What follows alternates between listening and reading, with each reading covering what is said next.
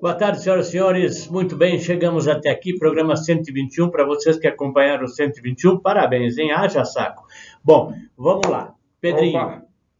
Não, tá contigo. hoje é um dia lindo aqui de inverno, que não Clube está Nacional frio. Clube, como sempre. Nacional Clube, né? E Ruangatuba estamos sem 703. pullover ainda, né? Você vê. Isso porque estamos no meião do inverno, né? E, enfim, é o Brasil, aqui é uma beleza. Então hoje vamos falar, se você me permitir, Mas claro, de um tema pouco vigente. Teve importância no passado, que é a corrida de cavalo. muito bem. Por que a corrida de cavalo era importante no passado?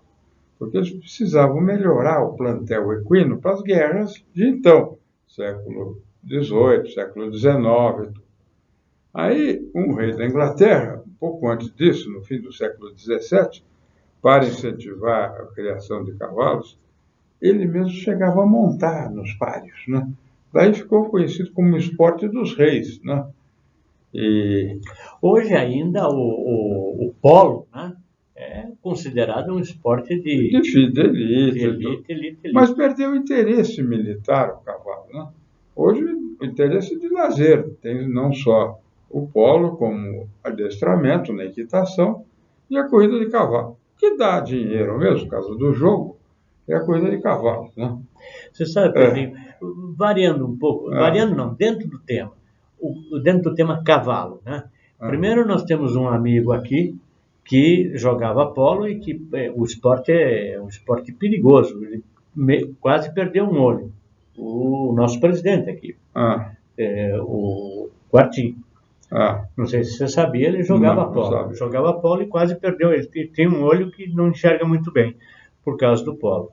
E uma curiosidade é que num livro meu, no Afeganistão, o esporte mais popular é o buscaxi.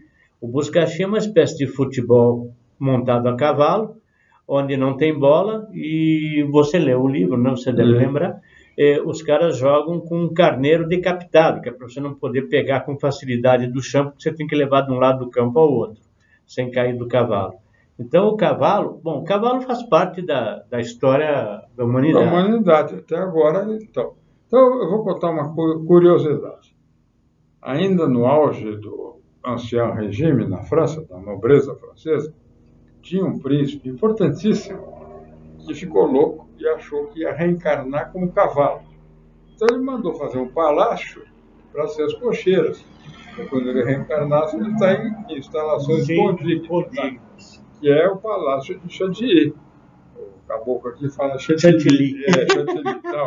Então, por um acaso, tem uma revista sueca, que eu vou mostrar para vocês, chamada Galop, que esse hipódromo de Chantilly fica nas beiradas do palácio, que é uma beleza. Tão bonito como os palácios que foram construídos na época também, né? Agora, é uma revista sueca, mas como o coração do turf está na Inglaterra, na França e na Irlanda, e agora, mais recentemente, no Japão, né? Então, ela, pela leitura, você não descobre que é uma revista sueca. Até porque ela está toda em inglês. Mas o inglês é o novo latim, né? Então, se você quiser atingir qualquer lugar do mundo, você precisa fazer a publicação em inglês, ou no mínimo bilíngue, na língua botucuda local e em inglês, né? Complementando essa história de relação de reis com cavalo, né? A rainha Catarina da Rússia, ela consta a história, isso é meio pornográfico, mas não importa, é como curiosidade. Ela mandou construir uma máquina para que ela pudesse, deitada, copular com o cavalo que ela gostava. Acho que é um pouco de velho. Pode ser, mas eu já li isso em vários lugares, viu, Pedro? Mas enfim, porque as dimensões são completamente diferentes, né? Mas eu vou te contar um negócio. Já vi coisas de assustar. Já vi coisas dessas. A internet hoje possibilita que você veja coisas que você jamais imaginou. Eu, por exemplo, em termos de pornografia, eu sou do tempo do Carlos Zéfiro. Que fazia os catecismos. Iniciava os meninos nessas mídias. Um desenho meio tosco, mas era o que havia na época. E se limitava a isso. E ali tinha barbaridades, etc. Hoje, com a internet, essas barbaridades passaram a ser realmente catecismo, porque eu já vi coisas assim... Do Arco da Velha. Que muito mais que o Arco da Velha. Eu já vi mulher copulando com garrafa de Coca-Cola de 2 litros. Quer dizer, um cavalo não é nada perto disso, entendeu? Então... E isso não é que eu estou procurando, não. Isso cai. Entra como vírus, né? Como chamariz de vírus. Não sei se entra como chamariz. Você está pesquisando alguma coisa e do lado, assim, aparece uma janelinha na internet onde tem uma coisa estranha acontecendo, você clica lá para ver o que é e pá! A curiosidade mata o gato. Mata o gato, exatamente. Mas, enfim, o que eu acho é o seguinte. Outras curiosidades. No estado de São Paulo, nós já tivemos diversos hipódromos, né? Eu fiquei sabendo outro dia, eu que sou já um homem de 70 anos, que houve um hipódromo em Santos, de efêmera duração, na ponta da praia. Isso eu sabia. Eu vou até te explicar porque sabia. Eu, durante um tempo, só complementando o que o Pedrinho está falando, eu, durante um tempo, como publicitário, fui responsável pela conta do Jockey Clube de São Paulo.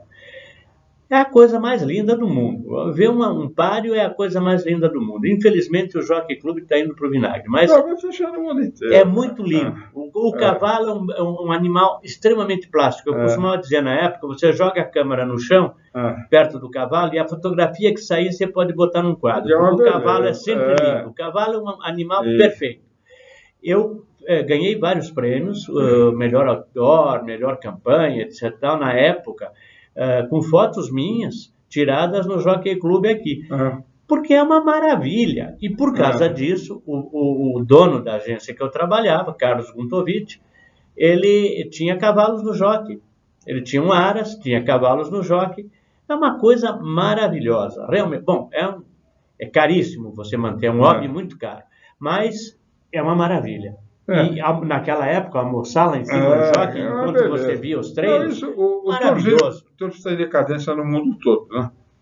Um consultor, que uma vez fez um estudo para um grupo americano que estava interessado em arrendar o Jockey Club aqui de São Paulo, disse que o único país onde o turf florescia era na Irlanda.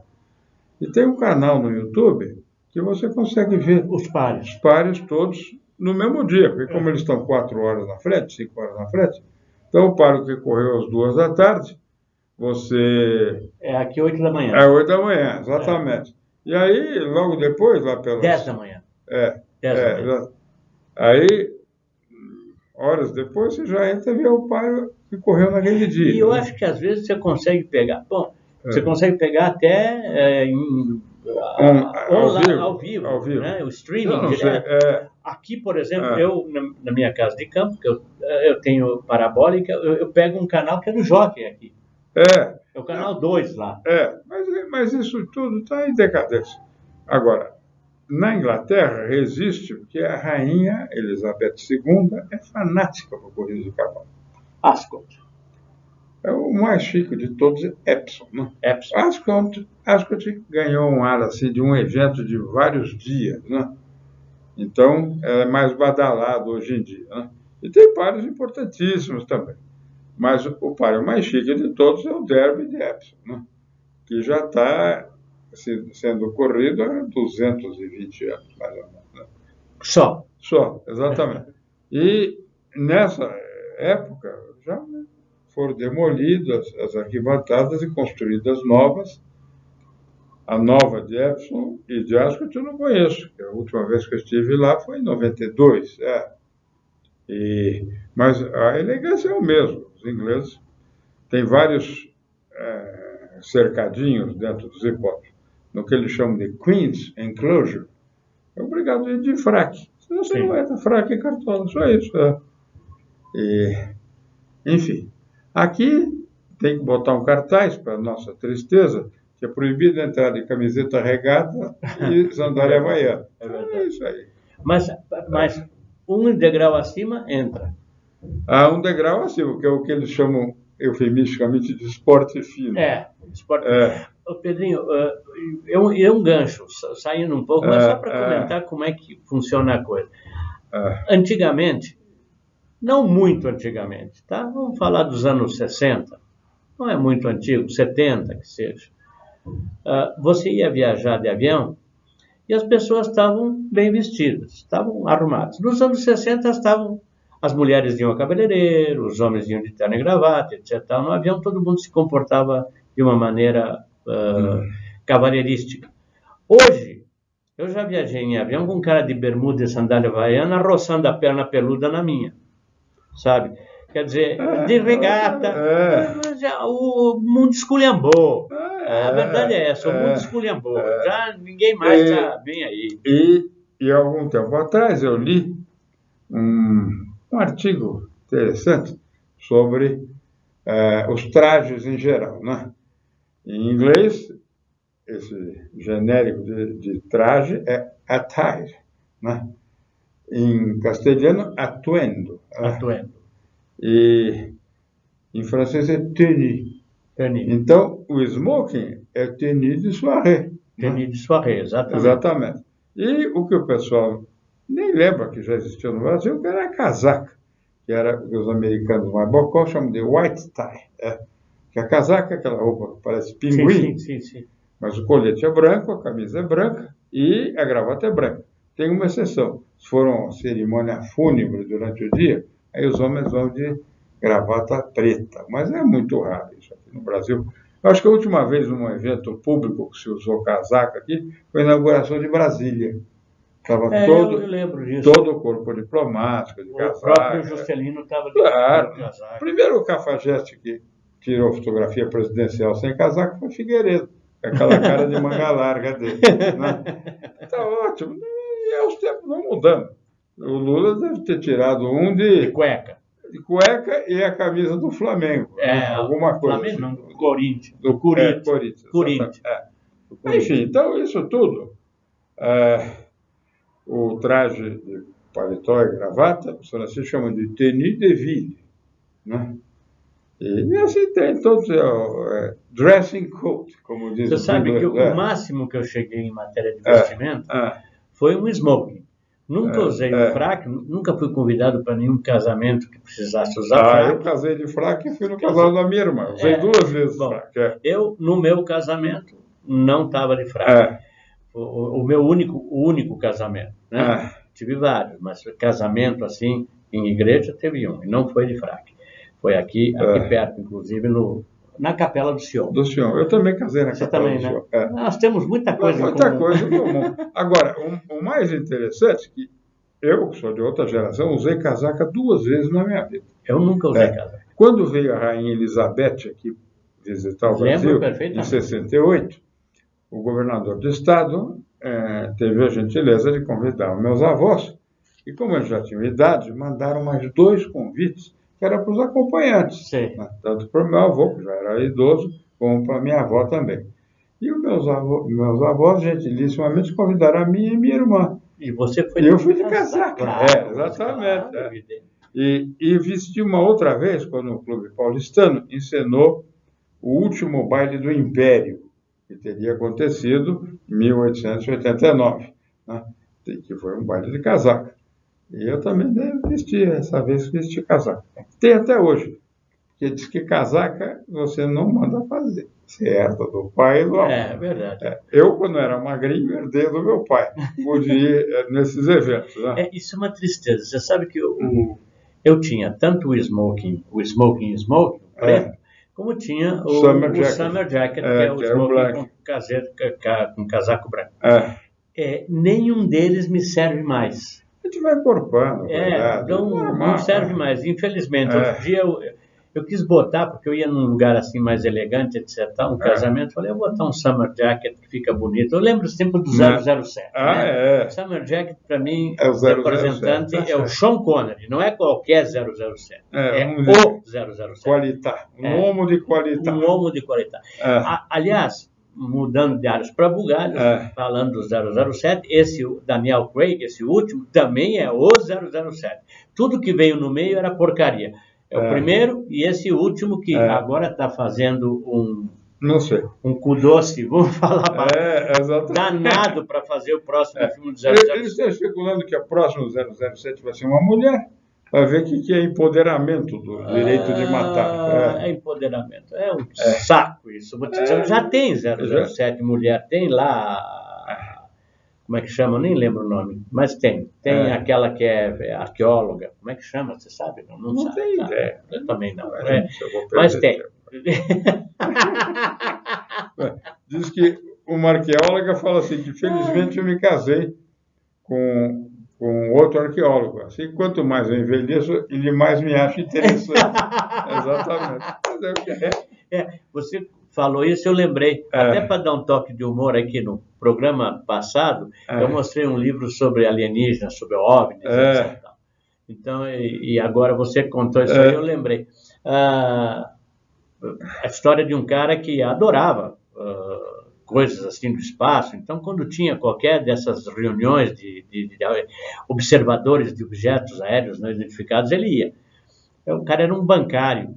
Então, ele era um cara com um soldo limitado, né?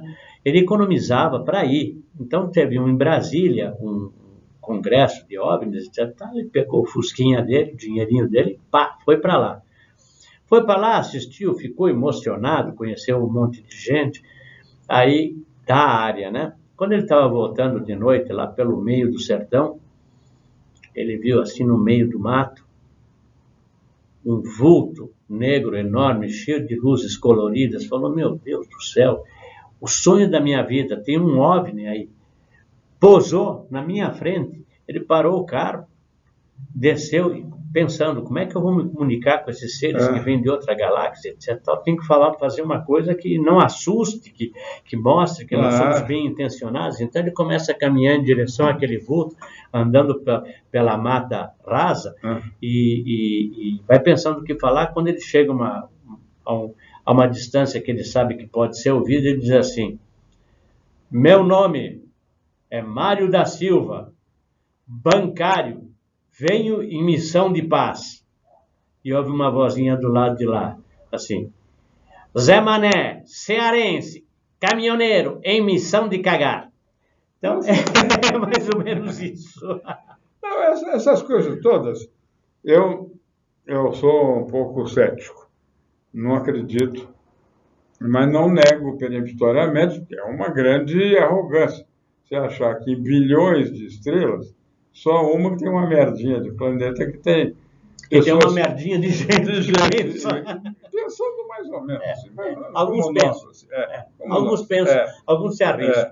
E também as figurações, né, dos humanoides, dos ETs, quase sempre tem uma figura parecida com a figura humana. Né? Se você vir qualquer documentário sobre a vida marinha, aparecem seres que vivem aqui na Terra, complicadíssimos, que tem, às vezes, uma aparência horrível. O polvo, por exemplo. O polvo é uma merda. O Figueiredo falou que ele preferia cheiro de cavalo do que cheiro de polvo. Não é verdade. Não era bem de polvo, né? Ele acrescentou um L democrático. Um L democrático. Enfim. Mas eu acho que as pessoas se abalam à toa. Tudo bem. Eu tenho um amigo mais intelectualizado, ele disse que se chegar a ver um alienígena, ele vai falar em latim, que é uma língua que tem mais chance de ser entendida por uma cultura superior do que essa merda de português que nós falamos. Né? Bom, o então português não é entendido nem aqui na Terra. Nem aqui na Terra. Né? Então, ele vai falar o lema da República de Veneza, né? Que era Pax Tibi Marce Evangelista Meus. Né? Não estou de acordo, mas não tem importância. Mas aqui é multicultural. É multicultural e democrático. É isso aí. Senhoras e senhores, muito obrigado. Acabamos o programa 121. Não, esse é o 120. Não, 121. 121. Tá certo. 121. Eu estou um pouco em movimento retrógrado. Me lembra aquela música Paris, em 21 às 21 horas. Paris, em 21 at 21. Então é isso, senhoras e senhores, obrigado. Obrigado por tudo, obrigado pela atenção, obrigado por continuarem com a gente. Continuem, porque nós não vamos desistir. Tá? Vamos ver quem cansa o primeiro. Isso. Cliquem, compartilhem, badalhem o sininho, façam o que vocês quiserem. Eu já disse em outros programas, xingue também. Xingue. Claro. Não, o Pedrinho fala xingue, mas de preferência não. porque se xingarem, serão xingados de volta. Mas aqui é reciprocidade, como eu disse. Aqui a gente é mais ou menos tipo aquele senhor que está lá no Planalto. Ele Fala mal dele e desce a lenha. Aí quando ele desce a lenha, ele diz, mas o cara não tem educação. Então não fala mal dele. Daí ele não desce a não lenha. aguentava mais aquela boca mole daquele Exatamente. do FKHC, como diz um amigo. FKHC, exato. Mas não só esse, e o Temer, o cara que esqueceu de morrer. Não, o Temer era as mãos de tesouras. Então, tá ótimo. Desculpa. De novo. Ato falho. Um beijo. Tchau, tchau.